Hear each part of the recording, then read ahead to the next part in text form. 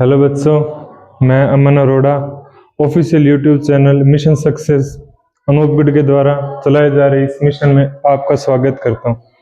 हमारे इस mission success का पहला टारगेट है 8वीं, 10वीं और 12वीं कक्षा में जो भी विद्यार्थी हैं, चाहे मेधावी विद्यार्थी है चाहे परीक्षा में कमजोर विद्यार्थी है, उनको तो उच्चतम स्थिति में पहुंचाना। तो उसी लिए हम आज इस पर चर्चा करेंगे। तो हमारा पहला लक्ष्य है मिशन सक्सेस का सभी विद्यार्थी पास हो, कोई भी विद्यार्थी फेल ना हो, सभी को पास करना। जो मेधावी छात्र हैं उनको आगे लेके जाना, जो 80 नंबर लाने वाला विद्यार्थी उसे 95 नंबर तक लेके आना, जो 60 वाला है उसे 75 के पास लेकर आना।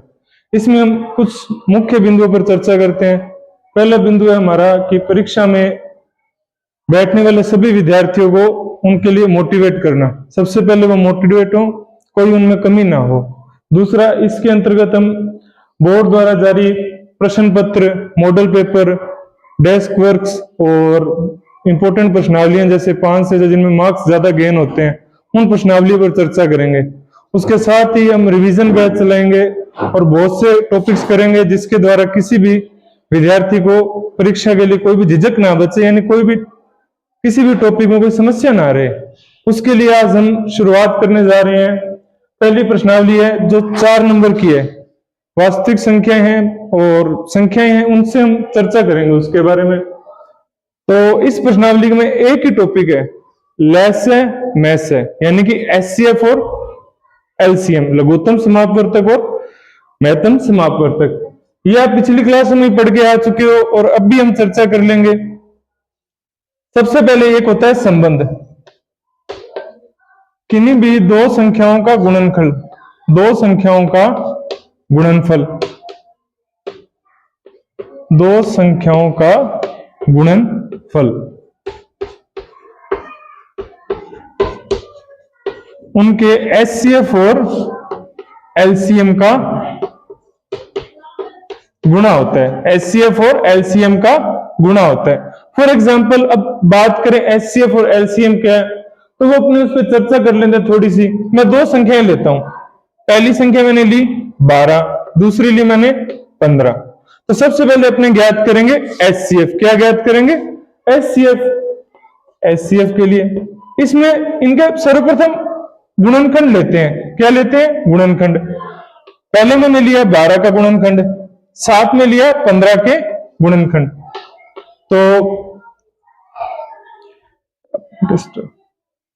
सबसे पहले 12 है, 12 में किस संख्या का भाग जाता है?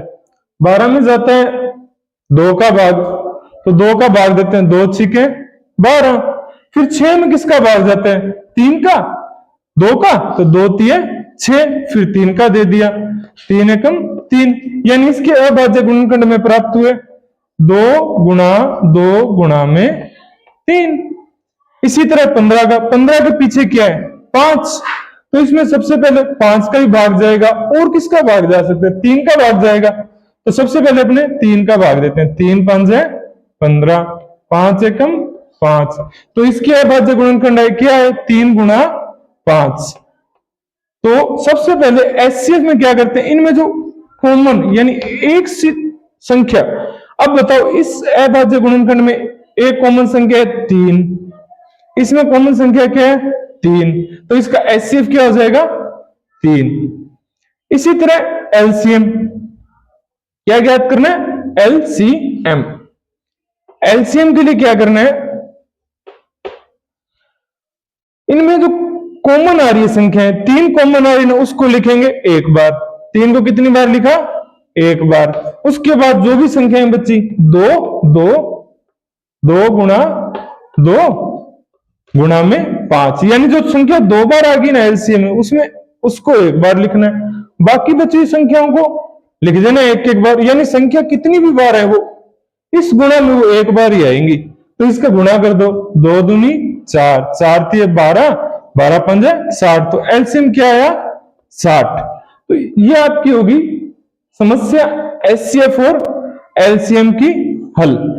अब इसके थ्रू आपको आगे क्या करना है? आपको ये चेक करना है कि दोनों संख्याओं का गुणनफल एचसीएफ और एलसीएम के गुणा में है क्या। तो सबसे पहले एचसीएफ और एलसीएम को गुणा किया, एचसीएफ गुणा में एलसीएम। एचसीएफ कितना था हमारा 3 गुणा में एलसीएम 60, 3 इंटू 60 180, 180 आ गया। अब दोबारा से इसी संख्या को दोबारा गुणा कर दो, 12 गुणा 15 यानी 180, यानी ये संबंध सत्यापित हो गया। अब ये प्रश्न, इस प्रश्नावली से यही सवाल आएंगे 4 नंबर के, तो अपने वापस से चेक कर लेते हैं। हमें कहा 12 और 15 का एचसीएफ और एलसीएम ज्ञात करो। एचसीएफ और एलसीएम ज्ञात करने के लिए हम अभाज्य गुणनखंड विधि का प्रयोग करते हैं। अभाज्य गुणनखंड, सबसे पहले 12 में जाता है 2 का भाग, 2 छिके 12, फिर 6 में भी 2 का भाग जा रहा है, 2 तिये 6, फिर 3 में 3 का भाग दिया, 3 एकम 3।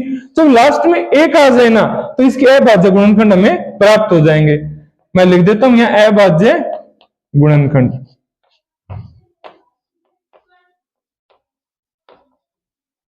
अब इसके बाद आगे इसका भी निकालो अभाज्य गुणनखंड, 3 पंजे 15, 5 एकम 5।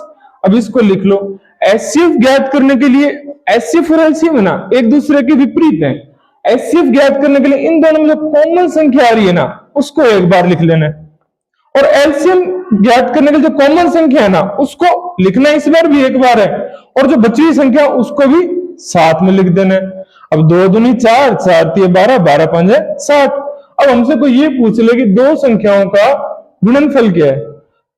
हमने संख्या ले ली 12 इंटू 15 180 का, इसे एचसीएफ और एलसीएम से संबंध सत्यापित करके बताओ। तो हमने ये भी कर दिया, 3 गुणा 60 बराबर 180। ठीक है, अब अपने आगे बढ़ते हैं। इसमें सवाल किस तरीके से आते हैं, अब ये सूत्र नोट कर लीजिएगा, बहुत इंपॉर्टेंट सूत्र है भाई। अब इसके बाद संख्या है 12 और 15। अपने 12 15 ले लेते हैं, 12 15 के साथ ले लेते हैं, या एक बार 12 और 15 ही ले लेते हैं।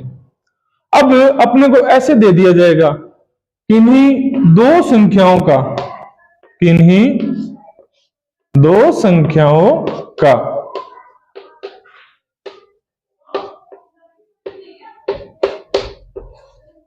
का एचसीएफ 12 है तथा एचसीएफ है 3 तथा वे संख्याएं 12 व 15 हैं। कौन सी है? 12 व 15 है, 12,15 है। तो इसका एलसीएम ज्ञात करो। क्या ज्ञात करो? एलसीएम। एलसीएम यानी लघुत्तम समापवर्तक, चाहे लैसे कह दो, बात तो एक ही है। अब देखो भाई, आपको सूत्र पता है, दो संख्याओं का गुणनफल बराबर एचसीएफ गुणा में एलसीएम। अब आपको एचसीएफ पता है, दो संख्याओं का गुणन, संख्या दे रखी है 12 और 15, तो इनका गुणा कर दो, 12 गुणा में 15 बराबर एचसीएफ कितना है? 3 गुणा में एलसीएम। अब आपको पक्षांतरण का तो पता ही है, जो बराबर के इधर ले जाऊंगा गुणा वाली आ जाएगी भाग में, तो 12 गुणा 15 बटे में 3 बराबर एलसीएम। अब भाई 3 का भाग दिया 5 में, 3 एकम 3, 3 5 15, क्या बचा? 12 इंटू 5 बराबर 60, यानी एलसीएम कितना प्राप्त हुआ? 60। समझे? अब और देखो, एक एक नंबर में क्या सवाल आएंगे। अब और संख्या ले लेते हैं कोई, 12 15 और 20। अपने ये संख्या लेते हैं। अब मैं ले रहा हूं 12 15 और 20। आपसे कहा, सबसे पहले एक नंबर का सवाल आ जाता है कई बार कि 12 के अभाज्य गुणनखंड ज्ञात कीजिए, 15 के अभाज्य गुणनखंड ज्ञात कीजिए। तो आसान है, देखो 12 में किसका भाग जाएगा? 2 का, 2 छिके 12। और किसका जा सकता है भाग?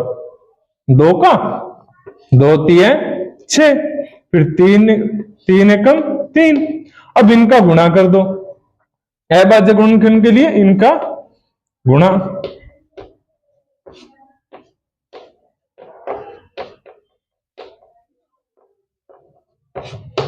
दो गुणा में 3, 2 दूनी 4, 4 3 12। देखो ये आ गया ना उत्तर, यानी ये इसका अभाज्य गुणनखंड है।